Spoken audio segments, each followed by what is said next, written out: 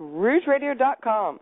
Jenn talking division finals with Sandy and Annunziata, former CFL player and two-time Grey Cup champion, now a color analyst at TSN and CFL columnist at Yahoo Sports. It's a pretty good title there, Sandy. It's a long-winded title. I wear many hats, but they're all related, so it works out well in the end. You must, you need to have a big head to wear all those hats, I'm thinking. Not so big that I forget my roots, and my roots are strong CFL ties, and you can't. It's a great time to be a CFL fan, especially this weekend with the division finals. Fantastic football, and looking forward to the Grey Cup this week. It was. We didn't have the fireworks of last week. Yes, but that doesn't mean they weren't entertaining games. I mean, the Winnipeg-Hamilton game was widely predicted to be a lower scoring affair than the Montreal-Hamilton game had been. Well, anytime you get into a situation where you have to contend with the elements as well, it's going to make for an interesting afternoon.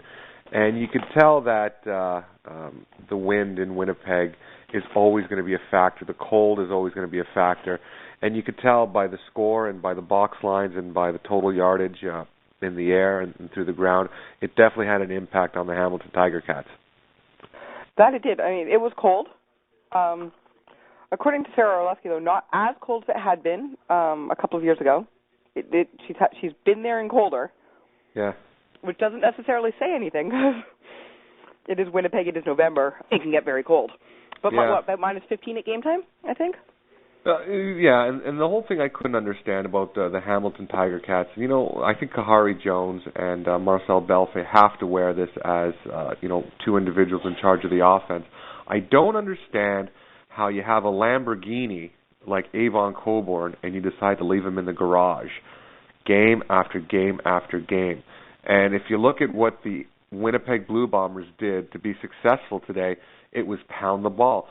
They ran the ball a total of 40 times, comparatively speaking to Hamilton, who ran the ball a total of 13 times. Avon Cobourne getting 9 touches.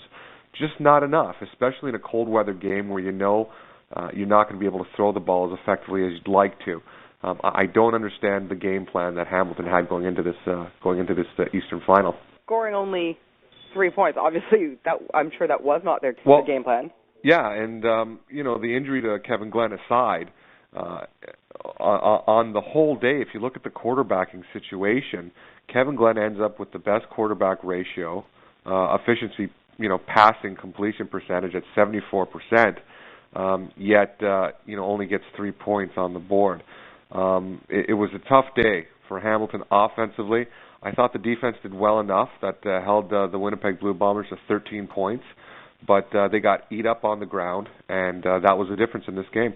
Yeah, and the late touchdown notwithstanding, which made it 19-3. But it was a close game. The game could have gone either way. It could have, the Ticats definitely had opportunities in the third and fourth quarter that they could have come back. When you keep going 2 and out, it's tough to get into a rhythm offensively, and that was the case of Hamilton all afternoon, and plus the field position didn't help them at all. They must have been pinned down in their own end for the better part of most of the game, and only through some penalty-aided yardage were they able to kind of escape at least to midfield and start their drives. But it's just a great job of the Winnipeg Blue Bombers playing field position and pinning them deep, and it's going to change your offensive philosophy when you're starting on your own 10-yard line, your own 15-yard line. And then getting the ball back at midfield if you're the Winnipeg Blue Bombers. So, good on them. They had a great season. They were the favorites going into this game, and they get a berth in the 99th Grey Cup. If you watched the game, you heard a lot of talk afterwards from Winnipeg players about doing this for Coach Harris. To what extent as a former player, does having something to play for contribute at this level? Well, with respect to Coach Harris and just trying to honor his memory and the legacy that he left defensively, I think the Winnipeg Blue Bombers have lived up to the expectations of Coach Harris all year long. If you listen to a guy like Doug Brown, this is a team that was playing with a little bit of emotion and a little bit of a chip on their shoulder. So, that destiny thing, maybe it was time for the Winnipeg Blue Bombers to go to the Grey Cup. The transition from last year to this year is just absolutely unbelievable. You go from not making the playoffs to a berth in the Grey Cup, and I don't think a bigger turnaround I've ever witnessed, not even in the CFL. Admittedly, it is easier to do it in the CFL than other leagues because there are so few teams. Mm-hmm. But they've definitely, they lose a running back early in the season. Yeah. And they gain Chris Garrett. Yeah, well, they lose two running backs actually. It just speaks volumes of the depth that they have. They lose Fred Reed, and in the same game they lose Volney, who both beat out Chris Garrett during training camp. So it gives you a better perspective of the talent level of the running backs that the Winnipeg Blue Bombers have assembled. And then Garrett just runs roughshod close to almost 200 yards. On a stiff Hamilton defense. So, I'm sure Chris Garrett is going to be in the thick of things, and whether or not he's going to be an impact player next season when both those other guys come back from injury, I don't know. But if you're the Winnipeg Blue Bomber fans, you got to feel pretty happy about the depth that you've assembled at the running back position. Yeah, and other teams may be kicking themselves for not scooping up when they had the chance when he was cut by the Bombers. Sure. Yeah, definitely. There was a lot of controversy in the day before the game with a signing by the Tiger Cats, and Avon Cobourne, being Avon Cobourne, tweeted quite a lot about how they now had the Bomber playbook and they're going to run all over them. Obviously, that didn't happen. How'd that work out for you, Avon? Yeah. How much is a player how much would this have actually helped? Well, I think it would have helped out tremendously if they could have actually gathered some useful intel on the Winnipeg Blue Bombers offense. But it was no secret what the Winnipeg Blue Bombers were going to try to do. The weather conditions, an ineffective Buck Pierce over the last half of the season. They were going to run the ball, and if you're the Hamilton Tiger Cats, that's what you had to stop. So they didn't need to acquire, Terrence Jeffers Harris, in order to pick the mind of Paul LaPolice and the Winnipeg Brain Trust. But give the Hamilton Tiger Cats credit. If there was an opportunity to do something like that, good on them that they at least tried it. And there's an old saying in this game: if you're not cheating, you're not winning. Or trying, but I don't even consider it cheating. At this point, as soon as the Winnipeg Blue Bombers cut ties with that player, he's no longer a Winnipeg Blue Bomber, and it's incumbent upon him to do everything he can to help his new team, which is the Hamilton Tiger Cats. And if that's, try to explain offensively what his former team is all about, giving a leg up to his new teammates, then that's what he should be doing. There's no loyalty in professional sports, and once you're no longer a Bomber, you're now a Tiger Cat. You better do everything you can to help your team, whether you're on the field or not. There was also this wonderful controversy of whether or not he was a spy at a plant, and whether this was great deception. And I, for one, figured that it's probably not going to happen. I think that's too high-level intrigue for the CFL. It seemed like a great novel, but I wasn't sure it was going to happen. This is the CFL. This is not some espionage spy novel where all of a sudden, the 8 CFL member clubs have, an unlimited amount of resources and time on their hands that they could actually concoct a plan like that. No, for all the conspiracy theorists out there, I seriously doubt it had anything to do with planting a Winnipeg Blue Bombers spy in the Hamilton Tiger Cat dressing room. Again, I think Hamilton beat themselves. I don't think Winnipeg had a lot to do with it. It seemed very much that Hamilton beat themselves in this game in a lot of ways. They just had an ineffectual offense, and their secondary didn't exactly put a lot of pressure. Yeah, and I'll tell you the disappointing thing about I picked the Hamilton Tiger Cats to get to the Grey Cup. I picked them to beat Montreal, and I picked them to beat the Winnipeg Blue Bombers. But it was a crapshoot on my part, and I'll tell you why. Ultimately, I think the Hamilton Tiger Cats are a talented enough team on paper to compete with anyone. When you look across the board, Marcus Thigpen, some of their receivers, Kevin Glenn at full capacity, Avon Coburn coming out of the backfield. I mean, these are serious weapons in any CFL offensive scheme. And then that defense is probably has the best linebacking core in all the CFL. The only question I had was which Hamilton Tiger Cat team was going to show up.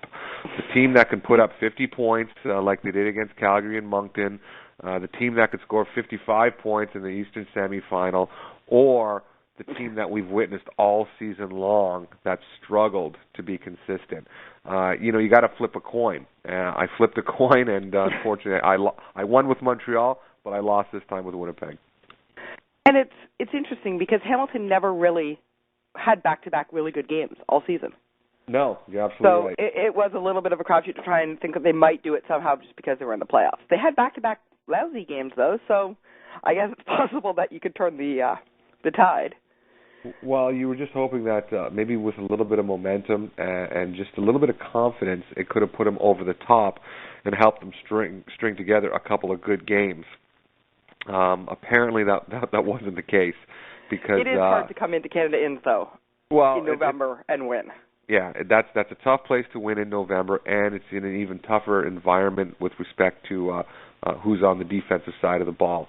When you got guys like Javon Johnson and Hefney and Ian Logan and all these ball hawks in the secondary, it's going to be a tough go to throw the ball, which makes it even more puzzling on my part why they decided not to give the ball to Avon Coburn on a consistent basis.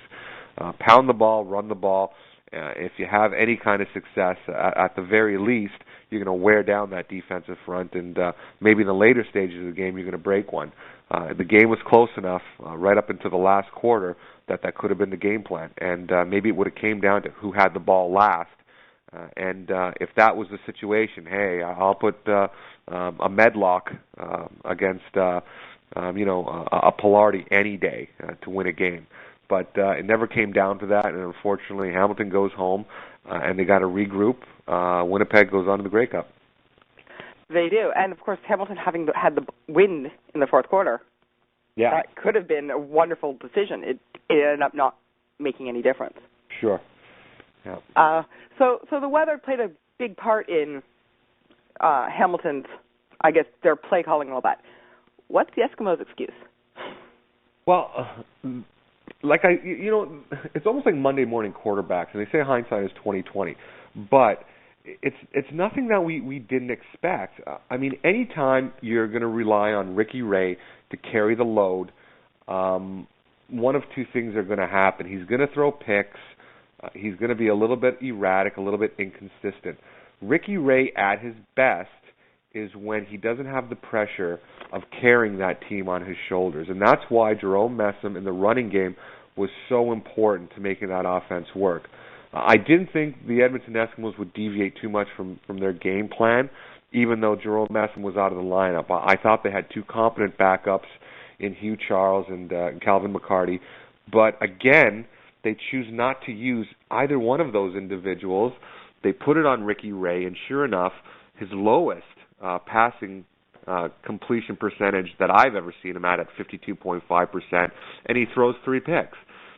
That is the Ricky Ray you get when the offensive line has to pass protect all game long. And if you ask an offensive lineman, he'd much rather be the hammer than the nail. At that point, Ricky doesn't have too much of a choice but to heave the ball and throw the ball, even when he's not comfortable in the pocket. So, a foregone conclusion. Give the BC Lions credit; they knew exactly what they had to do, and they took care of an ineffective Ricky Ray. It's also generally not a good thing when your quarterback is your second leading rusher. Yeah, that's another thing, and by design. Ricky Ray's a great athlete, but he's the even better pocket passer. You hand the ball off 8 times to Hugh Charles, once to Calvin McCarty, which is a far cry from the 15 to 20 touches that they were giving Jerome Messam on a weekly basis. I don't know if they just didn't have any confidence in those two individuals, or that was the game plan. Let's try to confuse the BC Lions. we normally run the ball, but let's just pass the ball on almost every down. Well, how'd that work out for you? Not very well. That said, your game plan is never etched in stone. You are free to adjust when it's clearly not working. And I believe halftime it was clearly not working. Absolutely. The minute that you stay static and maintain the status quo throughout a game, that's usually when the other team catches up with you and passes you. So you got to keep adjusting. You have to respond to what the other team is doing, and then you have to put in an effective game plan to counter that. And the Edmonton Eskimos just never did that. It's always nice when you can dictate the pace of a game, and you can dictate to a defense what you want to do offensively. But when it's the other way around, you're going to be in trouble. Speaking of Monday morning quarterbacking, or looking back, the signing by BC of Arlen Bruce, would he have helped Hamilton? I think having that veteran receiver in a receiving core that they've really struggled to find their way. Other than some freak performances, from some receivers, you see the performance of Dave Stala fall off considerably. Thompson just, he hasn't been the same player, when he's the go-to guy. He kind of snuck up on a lot of players, a lot of teams, because no one knew anything about him. But now that other defenses have the book on him, they play him a little bit differently. I would definitely think a guy having like Arlen Bruce with the Hamilton Tiger Cats would have definitely helped their fortunes. But having said that, it was a decision by the Tiger Cats to cut ties with Arlen for whatever reason, and their misfortune is the good fortune of the BC Lions. Most definitely. Four receptions for 82 yards, including that 43-yard catch that was just classic Arlen Bruce. Classic Arlen Bruce. He has the ability to stretch a defense, and I think every team needs a deep threat. And for the longest time, it was always G. Roy Simon for the BC Lions. But at some point, teams are going to start staying away from zero coverage and playing cover one, cover two, keeping an extra defensive back with a free safety high so G. Roy doesn't get behind them. Well, now when you have a guy like Arlen Bruce who can do the same thing, it's like flip a coin. Which guy are we going to try to stop here? I think he definitely adds a different dimension to the BC Lions offense. And when you got a guy like Travis Lulay, who's just had an incredible season all along, delivering the ball to those guys, you're going to have some pretty electrifying catches. And Arlen Bruce and G. Roy Simon, those are two of the best.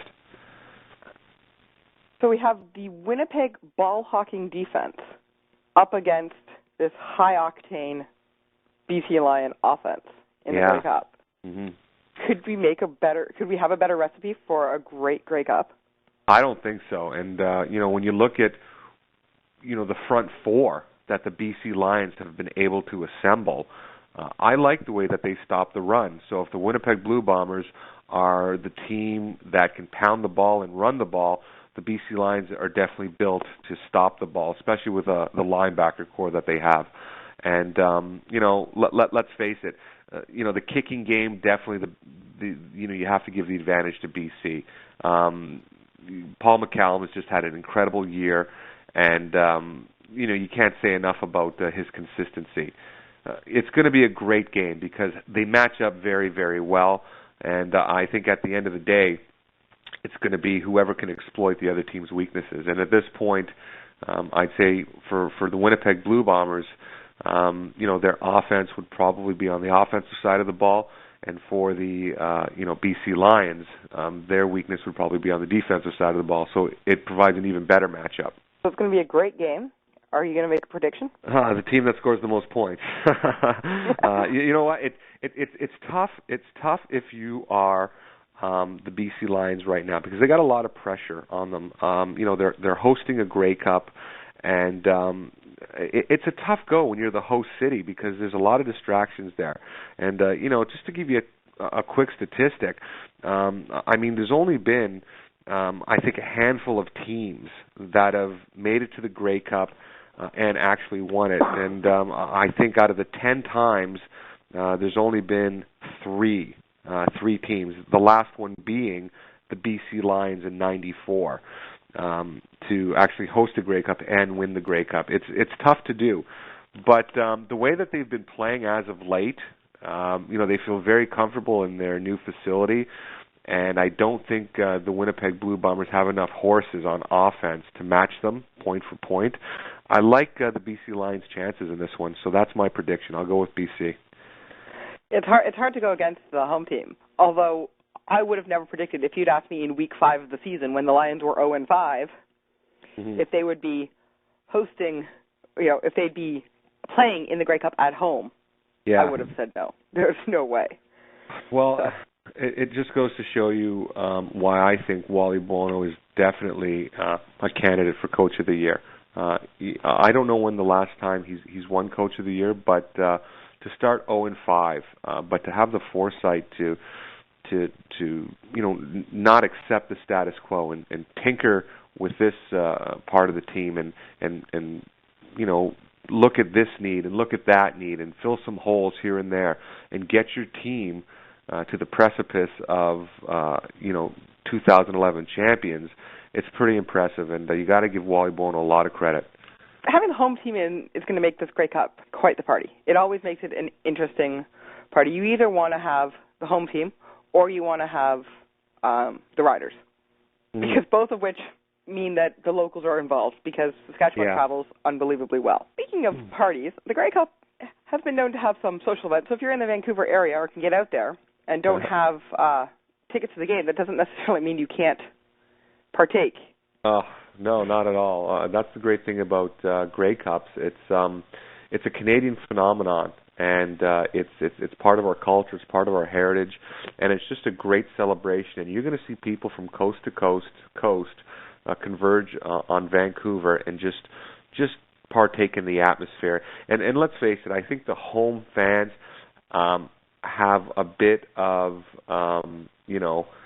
vindication on their minds, just from what happened with the Vancouver Canucks and the bad taste some of the events after Game 7 left in their mouths.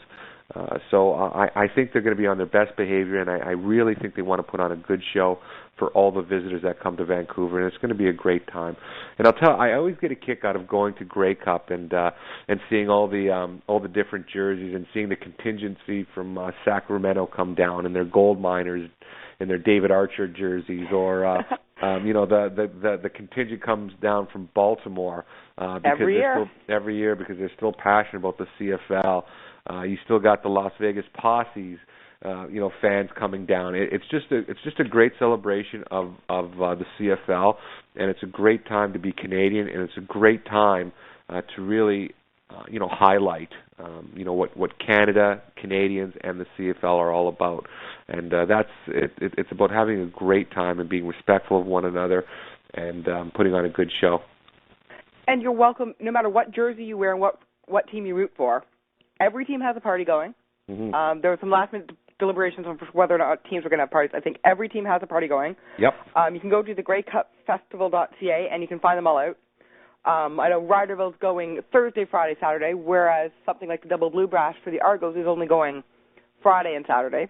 So they're not all running every night. But, of course, on Thursdays there's the big Gibson's Finest CFL Player Awards as well. Yes. Which is that's the big news for that. So a lot of the team parties aren't running simply because they don't want to go up against.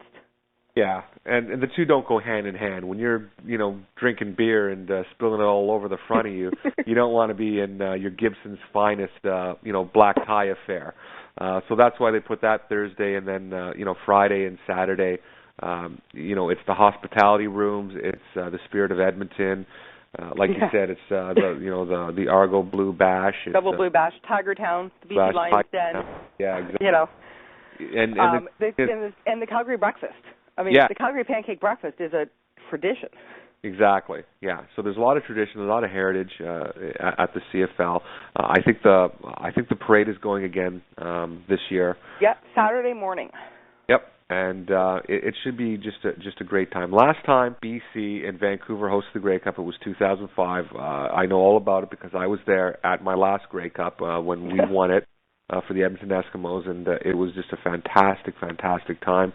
Organizers did a great job, and now that you have the home team in a Grey Cup, it's an opportunity for fans in BC to come out there and really support their team and really support the CFL and, kind of pass the torch off to Chris Rudge and the 100th Grey Cup Committee that's planning an equally fantastic show next year. Yeah, that's going to be quite the party. Cup.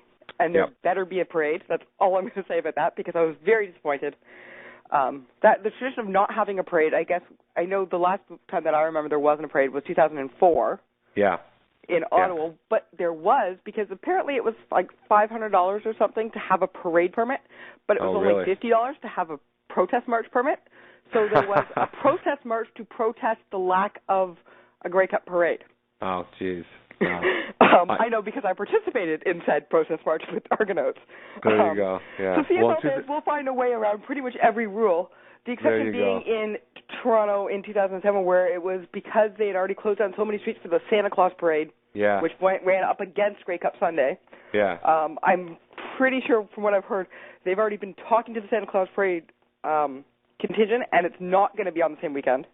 No, well, they're making the Santa Claus parade a part of Grey Cup celebrations, which I think is nice. And so it's not going to conflict and cause it to not happen. No, exactly. Yeah, maybe Santa Claus will be riding in on his sleigh with the Grey Cup in the back of his sled. You never know. We'll see. Well, I think I know what a lot of fans are going to be asking Santa for this year. Then there you go. Can I get the Grey Cup? I don't wonder if it works. That's going to lead to a lot of things. It's going to be a great party. I'm lucky enough to be going out there. Yep. So I'm sure we'll have a great time, and we'll report back to you guys next week about everything that's gone on. And who knows? I'll see you out there. I'm currently picking the Lions too, but I've got a lot of Winnipeg fans as friends who are trying to convince me that Swaggerville has not lost its swagger and that I should root for them. So yeah. I'm going to leave it at a tie. There you go. Up a tie because I just don't want to make those enemies on either side. Thank you so much, Sandy, and my rest pleasure. up because you got a busy week ahead. That's right. I'll see you up there.